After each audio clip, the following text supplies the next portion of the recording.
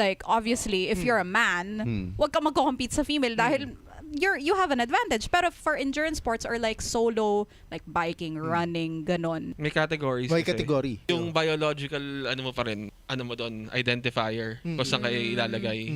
Okay. Kahit sa ano ba, Spartan race, yung mga, yung mga obstacle course mo doon, may mga certain obstacles na may naka-adjust sa babae and then may mga certain obstacles na pang general, pang lahat. And then may like 10-foot wall, and then makikita ka, Elite, ganun. 10-foot wall, and then may makikita ka parang maliit na kahoy sa ilalim. Like, may paglalaki ka, di mo pwedeng tapakan yun, pero pag babae pwede.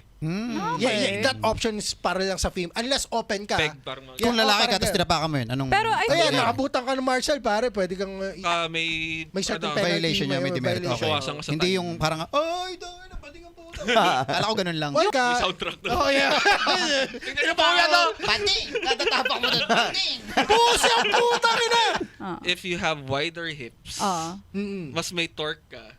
So mas may advantage kami na magagawa sa obstacles. Okay. Same na alam mo yung pinapakita mong TikTok na or video na yung lalaki na maglilin sa wall.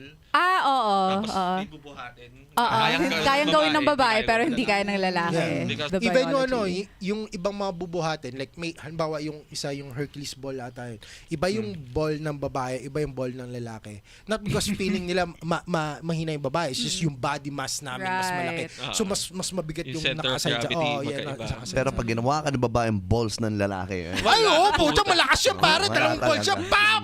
Regardless, kahit gano'n kalaki. Kahit gano'n kalaki, pare. Nagawa na ba ni Meryl yun? Hindi lang weights ang binibenta pare, pati wheel, pare.